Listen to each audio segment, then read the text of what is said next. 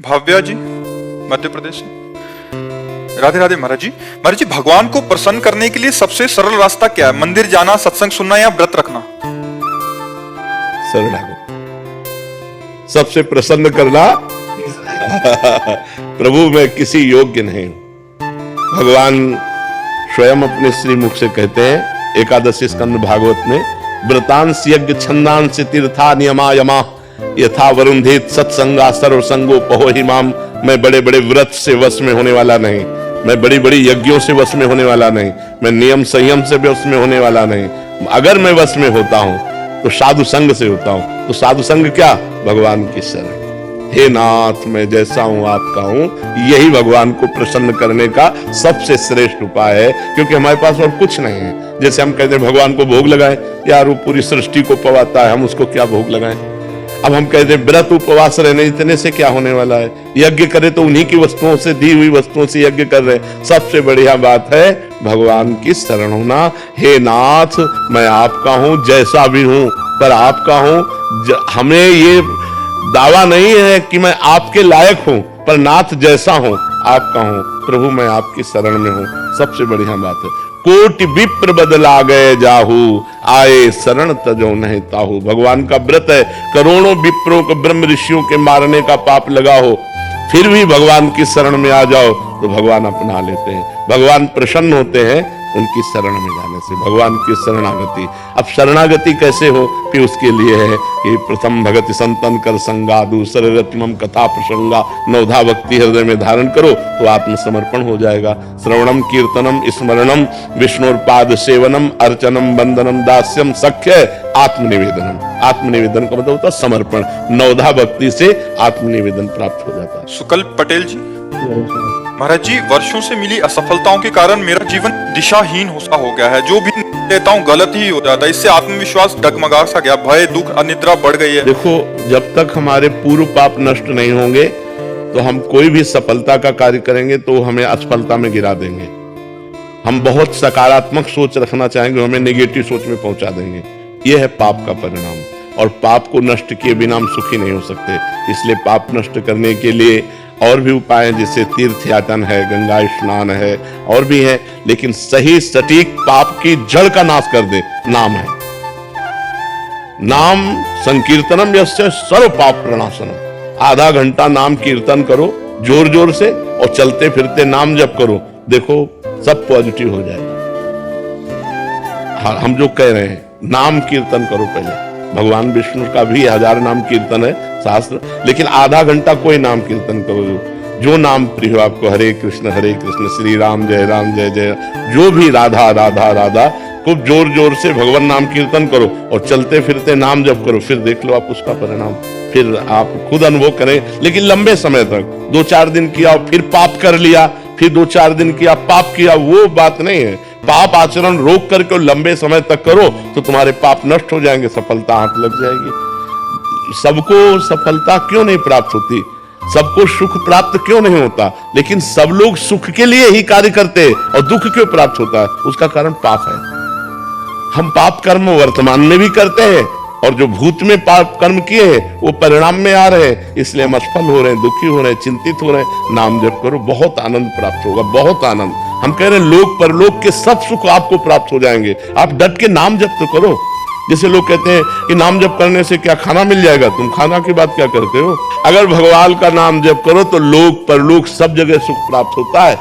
जहां पाप नष्ट हुए तो सुख ही सुख घेर लेता है। और अगर भाई पाप कर्म करोगे तो पुण्य के प्रताप से ये मिल जरूर सकता है, लेकिन तुम्हारा नाश हो जाएगा। अंत में तुम्हारा नाश हो जाएगा, अंत में तुम जीरो पे होगे, कुछ तुम्हारे पास नहीं होगा। अगर नाम जप कर रहे हो, आज दुखी हो, चिंता मत करो, कल सुखी हो जाओ। हमको भोजन तक नहीं मिले 8-8 दिन, जो आज हम आपको प्रमाण दे रहे हैं कि हम गाड़ी पे चल रहे हैं, तो कल हमको भोजन नहीं मिला। सर्दी में ओढ़ने के लिए कंबल नहीं था, बोरा ओढ़ते थे, टाट समझते हैं ना, जिसमें गेहूं का आटा भरा जाता है, वो बोरा ओढ़कर सर्दी पार करते थे। और आज हम तो आपको क्या बताएं, जब आप समझ लो यही है तो क्या व्यवस्था नहीं होगी? हर व्यवस्था है, राजा बाबू की तरह भगवान रख रहे हैं। तो कल जो था वो जो दुख में था, उसमें हम धर्म को नहीं त्यागा, बड़ी कठिनाई से आगे बढ़ते रहे, तो आज वो बात आ गई जो लौकिक और पारलौकिक। ये तो सांसारिक सुख है, लेकिन भागवतिक सुख हम तुम्हें बता भी नहीं सकते कि कितना भगवान हमें आनंद देते हैं। इसलिए नाम जप करो, चिंता न करो, सफलता चरण चूमेगी यदि भगवान की शरण में हो और भगवान के आश्रित हो। निखिल कुमार जी राधा राधा महाराज, हरियाणा से। राधे राधे महाराज जी। महाराज जी, मैं पिछले 1.5 वर्ष से YouTube के माध्यम से आपसे जुड़ा हूँ, आपकी आज्ञा में रहकर नाम जप का प्रयास भी कर रहा हूँ। महाराज जी, YouTube वीडियो में देखा कि जब साक्षात्कारकर्ता ने पूजनीय देवरा बाबा जी से प्रश्न किया कि आपकी अवस्था ईश्वरलीन है, इसका क्या कारण है, कैसे ये संभव हुआ, क्या क्रियाएं आपने की ये संभव हुआ, तब देवरा बाबा ने उत्तर दिया, अष्टांग योग मानी ईश्वर में योगी और योगी में ईश्वर, बस यही ईश्वर लीन है, बस इतना ही। और क्रिया तो बताया गया है कि महाराज जी 10 मुद्राओं के बारे में बताया कि 10 मुद्राएं हैं। महाराज जी, इनका अर्थ पूछना चाह रहे थे और आपके द्वारा बताए गए ब्रह्मचर्य के सभी नियमों का ईमानदारी से अनुसरण करना। नाम जप करो, सब योग का अपने आप पूर्ण हो जाएगा। नाम योग ऐसा है, ये कुंडलनी जागृत कर देगा, ये 60 चक्रों का भेदन कर देगा, ये सब कर देगा। नाम जप में लगो। अब ऐसे शरीर नहीं कि अष्टांग योग का पालन कर सके। 3 घंटे सिद्धासन में, 3 घंटे पद्मासन में बैठना, प्राणवायु को सूक्ष्म करना, अब वो सब नहीं रह गया। कलयुगी प्राणी हो। आसन में कभी बैठे हो? आसन जानते हो? किसका प्रश्न है? आसन जानते हो? पद्मासन सिद्धासन सुना, उसके बाद शुरू किया। तो कितने मिनट बैठते हैं? 20-30 मिनट, ज्यादा से ज्यादा एकदम फटने लग जाते हैं पैर। फिर 3 घंटे तब बिना हिले डुले 3 घंटे बैठे, तब आसनों की महिमा जागृत होती है। अभी तो यम नियम आसन प्राणायाम प्रत्याहार धारणा ध्यान समाधि, ये तो अष्टांग योग भैया। नाम जप करो, कलयुग केवल नाम आधारा, सुमिर सुमिर नर उतरे पारा। बाबा सिद्ध पुरुष थे अष्टांग योग के, देवराह बाबा अष्टांग योग के सिद्ध पुरुष थे। हम देवराह बाबा न बनना चाहें, हम देवराह बाबा की बात मान लें। तुम्हें एक बात बताएं देवराह बाबा की, देवराह बाबा के श्रीमुख से निकले हुए वाक्य, जैसे 2 लकड़ियों के घर्षण से अग्नि पैदा हो जाती है, ऐसे जबान और राम नाम इसका बार बार घर्षण होते दिव्य ज्ञान अग्नि पैदा हो जाएगी। देवराह बाबा के वचन थे कि राम राम राम राम राम राम, तो दिव्य ज्ञानाग्नि पैदा हो, ज्ञान पैदा हो गया और उसी से मोक्ष प्राप्त हो जाता है। नाम जप करो बच्चा, जितना अधिक से अधिक नाम जप करोगे उतने सदगति होगी। कलयुग केवल नाम आधारा, सुमिर सुमिर नर उतरे पारा। महाराज जी, सेवा मार्ग में संग दोष का डर रहता है और भजन मार्ग एकांतिक बहुत कठिन है, तो उसमें क्या? हाँ, सेवा को भगवान में समर्पित करते हुए कंचन कामिनी कीर्ति 3 से बच जाए तो फिर सेवा सिद्ध हो जाएगी, नहीं तो भ्रष्ट हो जाता है। जैसे व्यवहार में सेवाएं होती हैं, तो अब यहां भी सेवाएं हैं, तो जैसे ये लोग सेवा में हैं तो इनको इतना कस करके रखे हैं कि ये किसी माता बहन की तरफ गंदी दृष्टि से नहीं हेर सकती, और मतलब कभी व्यवहार में अकुशलता नहीं होगी। वो गुरु कृपा से इतना कस के रहे। अब अगर ये स्वतंत्र हो जाएं तो ये भ्रष्ट हो जाएंगे। तो हमें लगता है व्यवहार में यदि हम बच सकते हैं तो अपने ऊपर कुछ कड़े शासन मतलब रखना चाहिए कि जैसे किसी माता बहन से बात करनी है तो किसी को बीच में डाल के, कंचन कामिनी और कीर्ति, इन तीनों से हमको बचना है। कोई प्रणाम कर रहा है तो साधु वेश को प्रणाम कर रहा है, साधु वेश गुरु जी का है, आचार्य का, हमारा थोड़ी है, तो वो प्रणाम गुरु और आचार्य को गया। और जो रुपया आता है वो संत सेवा भगवान के लिए, मैं नौकर हूं, स्वामी नहीं हूं। जितना मतलब रखना, इसके बाद साधु अपनी स्वतंत्रता में रहे, नहीं तो भ्रष्ट हो जाएगा। क्योंकि आज चरित्रहीनता का बोलबाला है, चरित्रहीनता बढ़ती चली जा रही है। अगर चरित्रहीन हो गया तो फिर क्या रह गया? चरित्रहीनता नहीं होनी चाहिए किसी में भी, साधु में क्या, किसी में भी चरित्रहीनता नहीं होनी चाहिए। अगर चरित्रहीन हो तो पुरुष ही नहीं हो तो भ्रष्ट आदमी है। तो ये चीजें अपने व्यवहार में बहुत बचने की, क्योंकि व्यवहार में हमें सबसे मिलना होता है। अब जैसे सत्संग में है, ऐसे कोई किसी साधु की निंदा करने लगते तो हम फिर उसको डांटते हैं, सत्संग सुनो, सत्संग सुन के निकलो, दूर जाओ, अपने साधन में तुम लगो, साधु को भजन करने दो। वहां जाकर तुम्हें पैर पकड़ने की जरूरत क्या है? वहां जाकर तुम्हें एकांत में मिलने की जरूरत क्या है? वहां जाकर उसे भ्रष्ट करने की जरूरत क्या है? तुम सत्संग सुनो और दूरी बनाओ, और तुम अपने घर में भजन करो, अपनी कुटिया में भजन करो। जब सत्संग सुनने गए तो केवल सत्संग सुनो, साधु से मतलब नहीं रखना, साधु की वाणी से मतलब रखो, उसकी आज्ञा का पालन करो, कल्याण हो जाएगा। तो अपने को बहुत बच के चलना है। कलयुग है, हर चीज माया परोसेगी, पर अपने को बहुत सावधानी पूर्वक चलना है, तो ही बच सकते, नहीं तो बहुत कठिन है। बहुत गुरुजनों के शासन में रहे, साधु मंडली में रहे, और अगर कहीं एकांतिक ऐसी सेवा हो तो अपने को बचा के रखे। ये हमारा दुर्भाग्य होगा कि अगर हम ऐसे कदम रख देते, बिल्कुल नहीं। और 1 मिनट में गेम बदल जाएगा। 1 मिनट में आप फंस जाएंगे, 1 मिनट में गेम बदल जाता है। इसलिए बहुत जीवन भर इस बात से बिल्कुल ऐसे जीवन भर सतर्क, जैसे मृत्यु को देखने पर आदमी भयभीत होता है ना, ऐसे साधु को साक्षात मृत्यु मूर्तिमान समझना चाहिए स्त्री संभोग के समय में। नहीं, बिल्कुल नहीं। साधु हर बात खूब मौज से खाओ पियो मस्त घूमो, बस कंचन की याचना मत करो, कामिनी का संग मत होने दो, कीर्ति को स्वीकार मत करो, भगवत प्राप्त घूम रहे हो, जीवित भगवत प्राप्त हो, जीवन मुक्त हो। और यही 3 बातें हैं, इन्हीं से बच जाना है। मनीष श्रीवास्तव जी, अमेरिका से। राधे राधे। राधे राधे महाराज जी। महाराज जी, आपके चरणों में कोटि कोटि प्रणाम। महाराज जी, मैं पिछले 22 वर्षों से अमेरिका में रह रहा हूँ और मूल रूप से वाराणसी का हूँ। मैंने भौतिक रूप में अपने जीवन काल में लगभग सब कुछ हासिल कर लिया, एक अच्छा कैरियर, पैसा, स्थिरता, समाज में सम्मान, फिर भी एक खालीपन सा है। महाराज जी, मैं स्पष्टता जानना चाहता हूँ कि मेरे वर्तमान भागवतिक स्थिति को देखते हुए जैसे कि मैं अभी हूँ, क्या मुझे भी भगवत प्राप्ति हो सकती है? क्योंकि मैंने मन ही मन ये निष्कर्ष निकाल लिया है कि इस जीवन में मेरे लिए भगवत प्राप्ति संभव नहीं है। मेरा स्वभाव ऐसा है कि चीजों को अच्छी तरह से समझता हूँ, नहीं, पहले तो ये धारणा हटाओ, नहीं कभी नहीं होगी भगवत प्राप्ति। पहले धारणा हटाओ कि मुझे भगवत प्राप्ति नहीं हो सकती, ऐसा कभी नहीं सोचते। हमें यह सोचना मैं भगवत प्राप्ति के योग्य नहीं हूं, लेकिन भगवान की कृपा से मुझे भी भगवत प्राप्ति हो जाए। अगर मैं पतित हूं तो भगवान का नाम पतित पावन है, मैं दीन हूं तो भगवान दीनानाथ है, मैं कितना भी नीच हूं तो सर्वश्रेष्ठ है, मैं अनाथ हूं तो नाथों के स्वामी है। हमारा भगवान का संबंध है। मैं भगवान के योग्य नहीं हूं, लेकिन भगवान को प्राप्त कर सकता हूं क्योंकि भगवान का अंश हूं। ममई वांसो जीवलोके जीव भूता सनातना। जब हम पहले ही निश्चय कर लेंगे कि मुझे भगवत प्राप्ति नहीं होगी तो नहीं होगी। हम निश्चय करते हैं कि मुझे भगवत प्राप्ति होगी होगी होगी क्योंकि मैं भगवान का बच्चा हूं, मैं भगवान का अंश हूं। हाँ, मैं भगवत प्राप्ति योग्य नहीं हूं, भगवान की कृपा से होगी। मैं प्रयास करूंगा, नाम जप करूंगा, अच्छे आचरण करूंगा, दूसरों को सुख पहुंचाऊंगा और भगवान से रो रो के प्रार्थना करूंगा कि मेरे पापों को नाश करके मुझे भगवत प्राप्ति कराइए, तो क्यों नहीं हो जाएगी। ऐसी धारणा नहीं रखनी चाहिए, कमजोर धारणा नहीं रखनी चाहिए, निगेटिव भाव नहीं रखना चाहिए। हर समय हमें पॉजिटिव भावों का पोषण करना चाहिए। निगेटिव भाव क्यों रखें? जब वो घोर वैश्यागामी पापी को भी मिल सकते हैं तो मुझे क्यों नहीं मिल सकते? पर हम मिलना चाहें, हम भगवान की प्राप्ति करना चाहें। ऐसे ये कह रहे हैं कि मैं किसी भी चीज को लॉजिक से समझता हूँ, पिछले इतिहास से समझता हूँ, तो मतलब मेरे को थोड़ा सा क्या लॉजिक तुम्हें चाहिए? इससे बड़ा लॉजिक चाहिए? तुम भगवान के बच्चे हो कि नहीं हो, भगवान के अंश हो कि नहीं? तो बाप से मिलने के लिए कौन सी हमको क्रेडिट की जरूरत है, कौन से हमें सद्गुणों की जरूरत है? हमारे बाप है, भगवान हमारे बाप है ना, सबके बाप। भगवान सबके पिता है क्योंकि हम सब उनके बच्चे हैं, तो हम क्यों नहीं भगवान से मिल सकते? हम नीच हैं तो उन्हीं की माया में तो नीच बने।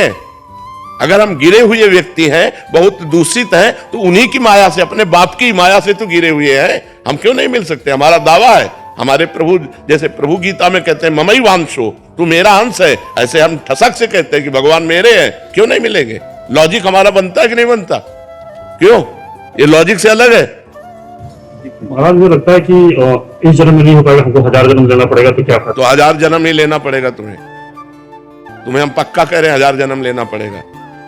हम इसी जन्म में प्राप्त करेंगे। भगवान के लिए ऐसा क्यों नहीं सोचता? मनुष्य जन्म 1000 जन्म ही मुझे मिलेंगे, बार बार गारंटी है?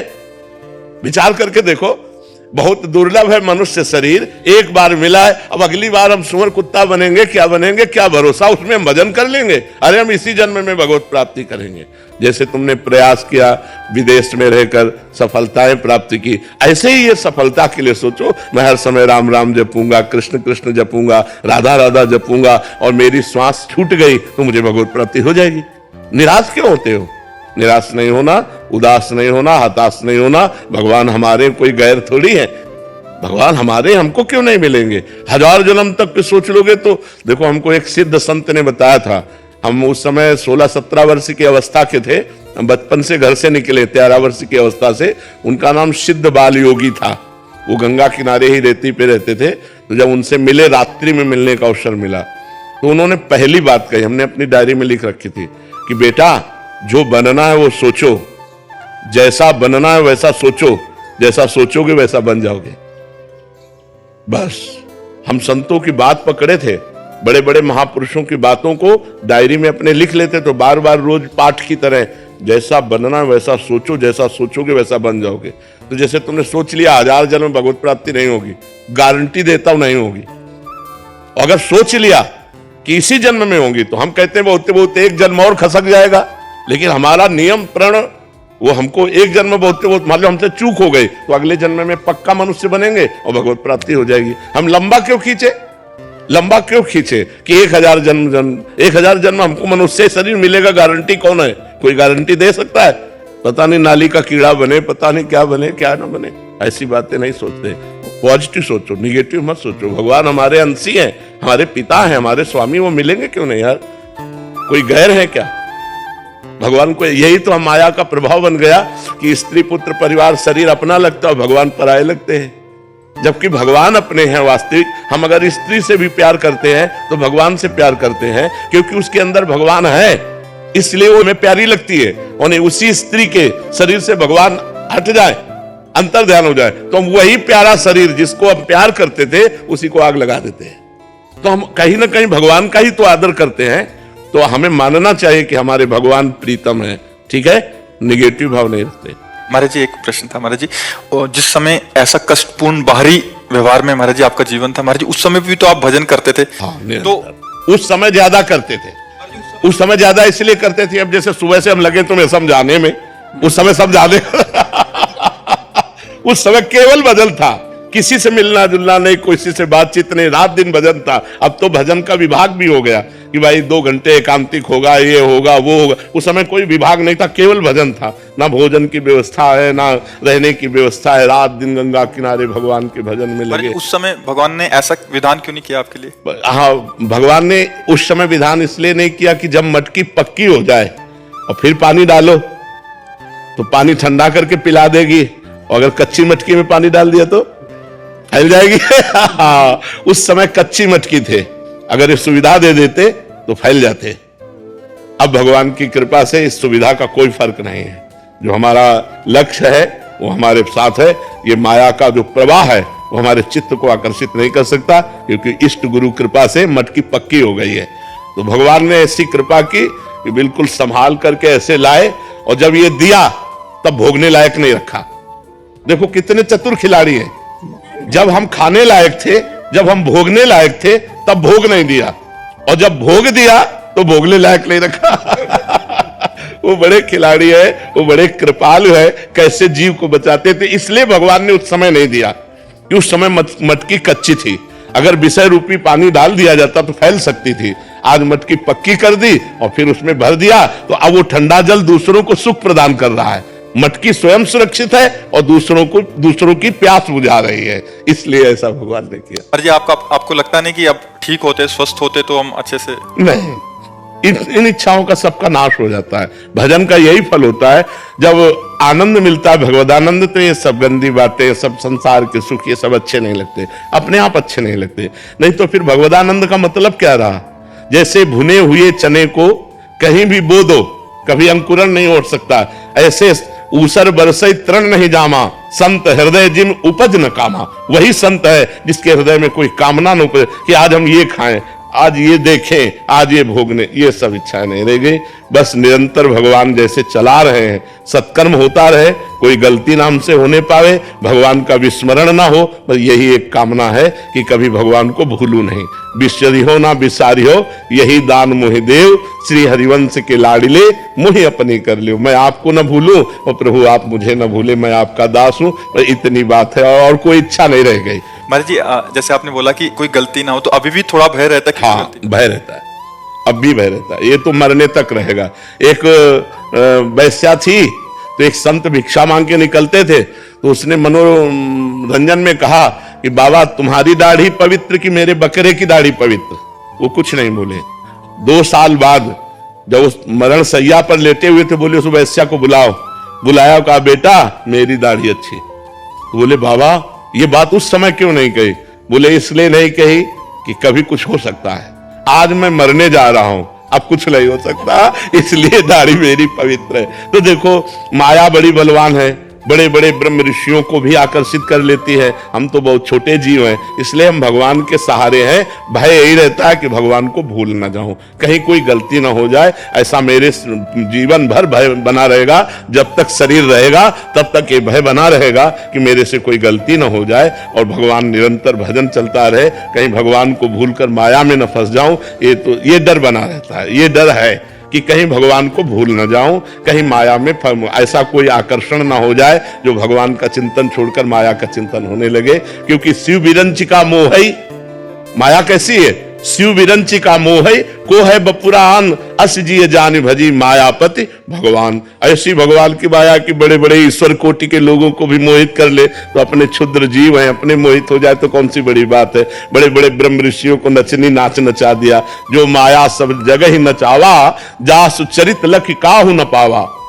तो उस माया के आगे हम ताल ठोक दे, ऐसी बात नहीं। हमको डरना पड़ेगा कि भगवान आपकी कृपा से आपकी माया कभी हमको आकर्षित न करे, और हम आपके भजन करते हुए शरीर पूरा हो जाए। ये डर रहता है कि कहीं वृंदावन न छूट जाए। अब कहते वृंदावन कैसे छूट जाए? मान लो ऐसी कोई भयंकर पीड़ा हुई, बोले चलो बंबई ले चलो, यहाँ तो अस्पताल है नहीं। हे भगवान, कभी हमको धाम न छूटे, नाम न छूटे, कहीं कोई ऐसी परिस्थिति ना, मान लो शरीर में इतना दर्द शुरू हो जाए कि नाम ही छूट जाए, तो नाम न छूटे, धाम न छूटे, कोई गलती न हो, ये बातें बनी रहती मन में। राहुल शर्मा जी, राधे राधे राधे महाराज जी।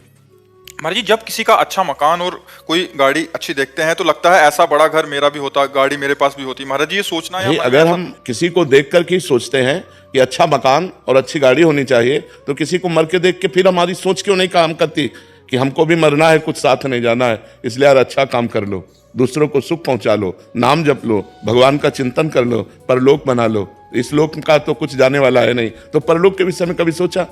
परमार्थ के विषय में कभी सोचा? भगवान की प्राप्ति के विषय में कभी सोचा? हम कह रहे हैं 1 अरब का तुम्हारा मकान हो, लेकिन मरोगे तो ईंट लाद के ले जाओगे क्या? शरीर भी तो नहीं जाएगा। अरबों बैंक में जमा हो, यहीं के यहीं रह जाएंगे। यार झूठी चीज के लिए क्यों इतनी बड़ी कामना करना? कामना करो तो सत्य चीज की करो, कि मुझे भगवान की प्राप्ति हो जाए, मैं सबको सुख पहुंचाऊं, मेरे द्वारा कोई पाप ना हो, मैं किसी की हिंसा ना करूं, किसी को दुख ना पहुंचाऊं। ये बातें सोचो ना। ये बातें सोचोगे तो परेशान हो जाओगे, क्योंकि जितना तुम किसी का मकान देख रहे हो, उसके बाद जब तुम अपना मकान तैयार करोगे तो ऐसा मकान भगवान तुम्हें दिखा देंगे जो तुम्हारा मकान कुछ है ही नहीं उसके आगे। फिर क्या करोगे? फिर और बनाओ, बनाते बनाते मर जाओगे, कुछ होगा नहीं। अब कितनी आयु रह गई, अपने को क्या पता अगला मिनट हमारा है कि नहीं? हमें क्या गारंटी? हमें क्या गारंटी कि अगला मिनट हमारा है? हम अगले मिनट रहेंगे कि नहीं रहेंगे, कोई गारंटी नहीं। यार ऐसी कमाई करो जो लोक परलोक सब जगह आनंद दे। वह भगवान का नाम जप करो, और जैसे भगवान रखें वैसे रह लो, और हमारा अंतिम बढ़िया बनना चाहिए। मृत्यु के विषय में तो कोई सोचता ही नहीं यार, और वो सत्य है, वो आनी है, और सब चौपट कर जानी है। हमारा मित्र, हमारी पत्नी, हमारा पुत्र, हमारा परिवार, हमारा घर, हमारा बैंक बैलेंस सब यहीं रह जाएगा। यार जब अकेले जाना है, दुनिया में लाखों का मेला जुड़ा, हंसा जब जब उड़ा तो अकेला उड़ा। यार उस समय की बात सोचो। ये क्यों? वो समय आने वाला है।